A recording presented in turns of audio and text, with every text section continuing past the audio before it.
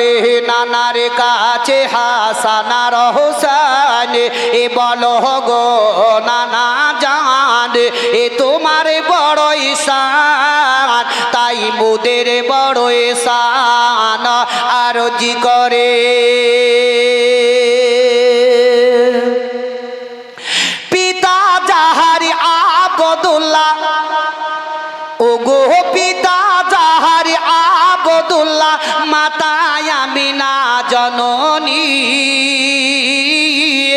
তাহার গর্ভে জন্ম নিলেন শেষে জামানার শেষ নবী।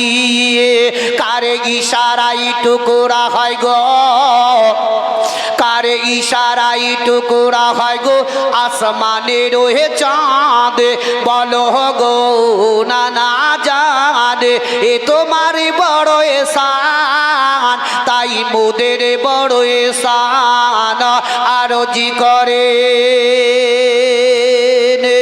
পিতা যাহার শেরে খোদা, ও গো পিতা যাহার শেরে খোদা, মাতা ফাতেমা জননী, পিতা জাগার কমলিওয়ালা, সে তো জন্নাতে রানী।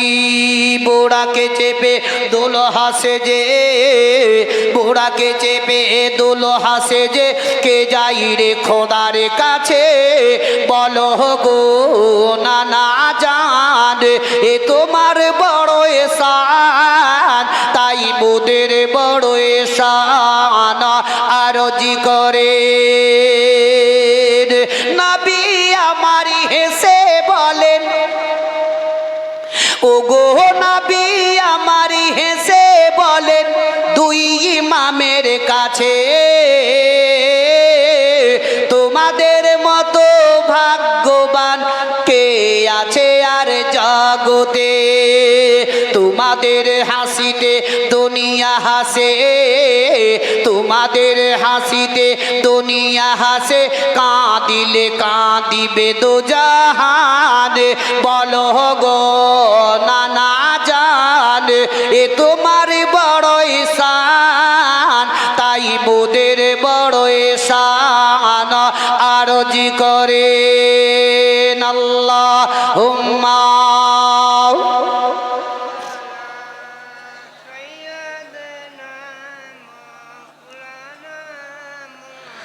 ওয়া আলা আলিহি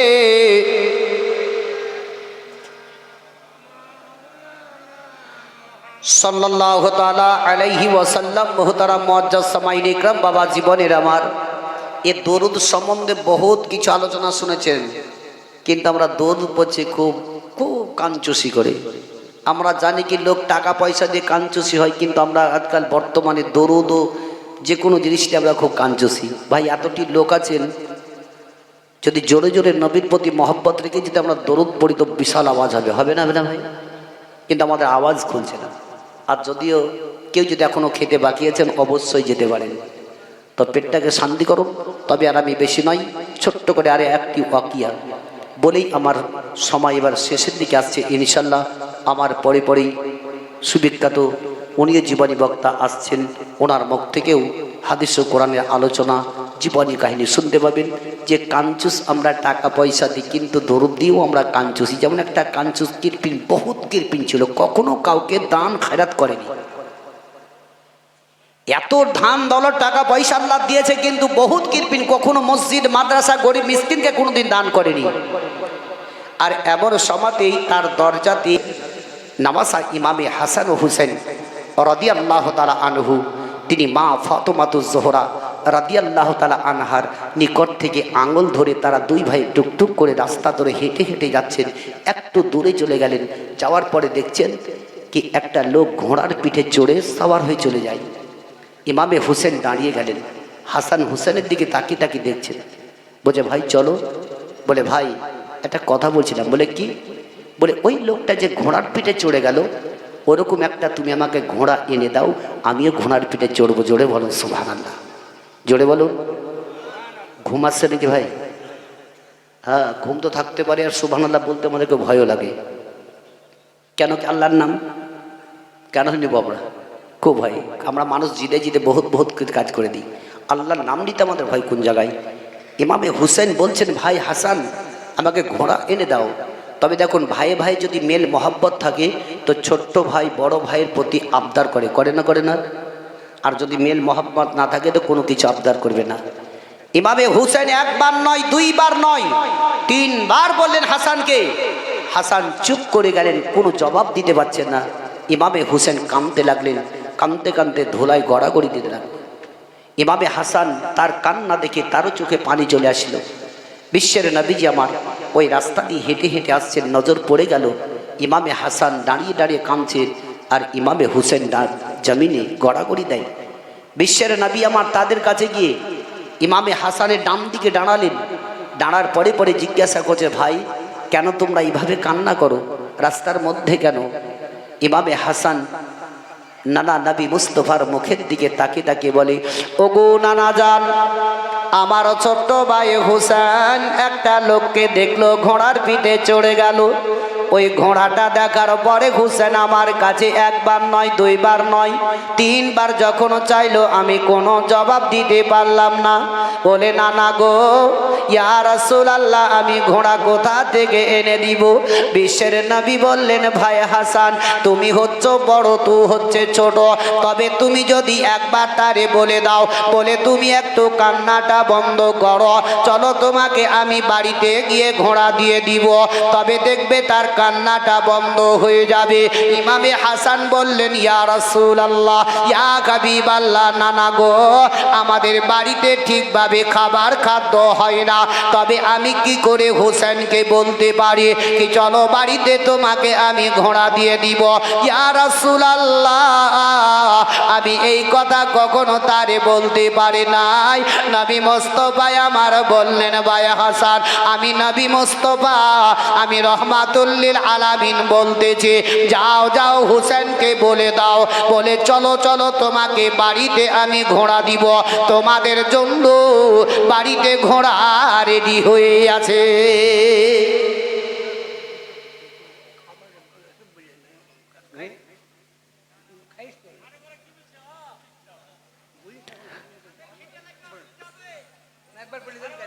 তবে বাহিরাগত যিনারা মেহমান আছেন, হয়তো এসছেন, খাবারেরও প্রয়োজন পড়তে পারে।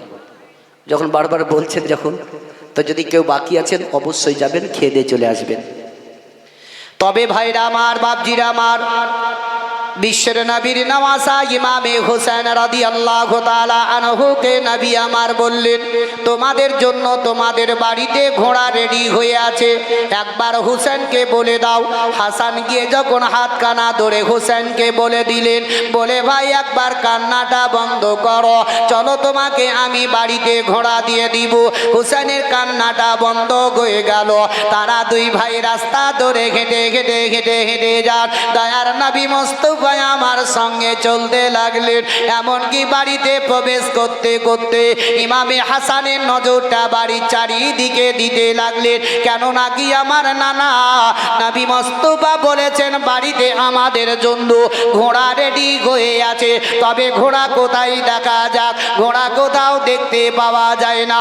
মা ফাতেমাতুজ জোহরা রাদিয়াল্লাহু তাআলা আনহা, তিনি ঘরের ভিতর থেকে টুকটুক করে দেখতে আছেন কি আজকে আমার বাড়িতে বিশ্বের নবী নবী মুস্তাফা আমার আব্বা জান বাড়িতে এসেছেন। দয়ার নবী মুস্তাফার বেটি ফাতেমা টুকটুক করে দেখতেছিলেন। হাসান চারিদিকে দেখতে দেখতে ঘোড়া কোথাও যখন দেখতে পেলেন না, অজর নয়নে কাঁদতে আরম্ভ করলেন। নবী মুস্তাফা তিনার নওয়াসার জন্য, যার জন্য সারা জাহানকে সৃষ্টি করা হয়েছে, যে নবীর কারণে আমরা কোরআন পেয়েছি, যে নবীর কারণে আমরা নামাজ পেয়েছি, যে নবীর কারণে আমরা মাহে রমজানে রোজা পেয়েছি, যে নবী মুস্তাফার কারণে আমরা কাবা পেয়েছি, ও নবী মুস্তাফা তার দুই নওয়াসার জন্য নিজে নিজে ঘোড়া তৈরি হয়ে গেলে। জোরে বলো, নওয়াসা নাতির জন্য ঘোড়া নবী তৈরি হলেন। কখনো কখনো ইমামে হুসেনকে পায়ের ওপরে এভাবে চাপিয়ে নিয়ে খেলাধুলা করতেন। জোরে বলো, নাতি তখনকার নাতি আর এই নাতিতে জমিন আসমান ফার্ক আছে না নাই ভাই? এখনকার নাতিরা বুঝলে নানার কাছে যদি খেতে পাই তো খুব নানা নানা, আর যদি একদিন খেতে না দেয় তো মারতাম। কি নাতির জন্য বিশ্বের নবী আমার ঘোড়া তৈরি হলেন। ইমামে হাসানকে বললেন, ও হাসান দেখো ঘোড়া তৈরি হয়ে গেছে, তোমার ভাই হোসেনকে বলো যাদের চড়ে যায়। ফাতেমা টুকটুক করে দেখছেন। ওই সমাধে হোসেন আমার চড়ে গেলেন। আর যেমনি চড়ে যাওয়া হাসান রাদিয়াল্লাহু তাআলা আনহু তিনি কাঁদতে আরম্ভ করলেন, বলেন আল্লাহ গো, আমার ছোট্ট ভাই হোসেন বড় বেয়াদবি করলো, আমার দয়ার নবী মুস্তাফা নানার উপরে আজকে সবার হয়ে গেছে। এই বলে কান্না করতেছিলেন। এমন সমাতে নবী মুস্তাফা আমার হাসানকে বললেন, ও ভাই হাসান কেঁদো না, চোখের পানি একটু বন্ধ করো। যদি তোমার পছন্দ হয় তবে তুমিও আমার ওপরে চড়ে যাও, আর যদি না পছন্দ হয় তবে তুমি চড়বে না। হাসান আরো চিন্তায় চিন্তিত হয়ে গেলেন, যদি এখন নবী মুস্তাফাকে নারাজ করে দিই তবে আল্লাহ নারাজ হয়ে যাবে। তবে নবী মুস্তাফাকে নারাজ করলে হবে না। এ মুসলমান ভাইরা আমার, যদি নবী মুস্তাফাকে নারাজ করে দেন তবে আল্লাহকেও নারাজ করা হয়ে গেল। তবে যেই ব্যক্তি নবী মুস্তাফার প্রতি মহব্বত ভালোবাসা রাখলো, আল্লাহকেও তারে সে আপন ভালোবাসলো। বিশ্বের নবীর নামাজা ওদিকে লক্ষ্য করে চিন্তা করে তিনি আপন টুক টুক টুক টুক টুক টুক টুক টুক করে নবী মুস্তাফার নিকটে আসার পরে চড়ে গেলেন। আর যেমনি চড়ে যাওয়া ফাতেমা জোহরা রাদিয়াল্লাহু তাআলা আনহা তিনি টুকটুক করে ঘরের ভিতর থেকে দেখতেছিলেন। ফাতেমা দেখতে দেখতে কাঁদতে আরম্ভ করলেন, বলে আল্লাহ গো, আমার দুই কলেজার টুকরো আমার বিশ্বের নবী মুস্তাফার উপরে এভাবে আজকে সওয়ার হয়েছে। ফাতেমার দুই চোখের পানি ঝরঝর করে ঝরে যায়। এমন সমাধে ইমামে হুসেন রাদিয়াল্লাহু তাআলা আনহু তিনার বড় ভাই হাসানকে বলতে লাগলেন, বলে ভাই হাসান শোনো গো, যেই লোকটা ঘোড়ার পিঠে চড়ে গেছিল ওই লোকটার হাতে একটা লাগাম ছিল। তবে আমরা যে ঘোড়ার পিঠে চড়েছি এই ঘোড়ার লাগাম কোথায় বলো? ঘোড়ার তো লাগাম দেখতে পাওয়া যায় না, আমরা লাগাম ধরে চলবো কি করে? যেমনি হুসেন এই কথা বলে দিলেন, হাসান চুপ করে গেলেন, কোনো কথা বলেন নাই। বিশ্বের নবীজি মুখটাকে ফিরিয়ে নিয়ে ইমামে হাসানকে বলতেছেন, ও হাসান দেখো দেখো, তোমার ভাই ছোট্ট বয়সে হতে পারে, তবে বুদ্ধিতে সব থেকে বড় যদি বলো তো হুসাইন। বুদ্ধিতে বড়, বয়সে ছোট। দেখো ঘোড়ায় চড়তে গেলে লাগাম লাগে, এটাও হুসেন জানে। বলে ওই বিশ্বের নবীজি আমার সঙ্গে সঙ্গে নিজের মাথার পাগড়িখানা খুলে নিলেন। আর নামার পরে পরে এমনকি মুখের মধ্যে দেবে নিয়ে হুসেনের হাতে দিয়ে বললেন, ভাই হুসেন দেখো তোমারও ঘোড়ার লাগাম হয়ে গেছে। আর যেমনি লাগামটাকে ধরে নিলেন, ফাতেমা সহ্য করতে পারলেন না। ফাতেমা টুক টুক টুক টুক করে ঘরের ভিতর থেকে বাইরে আসলেন। আসার পরে পরে তাদেরকে নবী মুস্তাফার উপর থেকে নামিয়ে দিলে। আর যেমনি নামিয়ে দেওয়া নবী আমার ফাতেমার দিকে তাকালেন, চোখ দুটো বন্ধ করলেন। নবী দুই চোখের কোণা দিয়ে পানি পড়ে গেল। ফাতেমা রাদিয়াল্লাহু তাআলা আনহা বললেন, ওগো আব্বা জান, আপনি কেন এভাবে আমার দিকে তাকিয়ে কান্না করেন? আপনার দুই চোখ দিয়ে কেন পানি পড়ে যায়? নবী বললেন, ফাতেমা আমার দুনিয়া পৃথিবীতে কেউ নাই, আমি একা গো। ফাতেমা বললেন, ও গো আব্বা জান, কেন আপনি একা, কারণটা কি? বলে ফাতেমা আমার দুনিয়াতে বাপ নাই মা নাই, আমি একা এতিমে গো। ফাতেমা তো জোহরা রাদিয়াল্লাহু তাআলা আনহা বললেন, ওগো আব্বা জান, আপনার মাকে যখন মনে পড়বে তখন আপনি আমাকে ফাতেমা বলে ডাকবেন না, আপনি আমাকে মা মা বলে ডাকবেন, আপনাকে মায়ের মতো আমি সাড়া দিব। আব্বা আপনি মা বলে ডাকবেন, আমি মায়ের মতোই সাড়া দিব।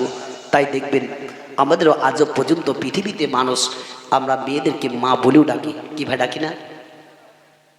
তাহলে রাসূল সাল্লাল্লাহু তাআলা আলাইহি সাল্লাম ফাতেমা জোহরাকে মা বা বলে কখনো ডেকেছেন। বিশ্বের নবীর কাছে দাঁড়িয়ে ইমামে হাসান ও হুসেন রাদিয়াল্লাহু তাআলা আনহু কেঁদে কেঁদে আরজ করে বলেছিলেন, আরজি করে নানার কাছে হাসান আর হুসেন, আরজি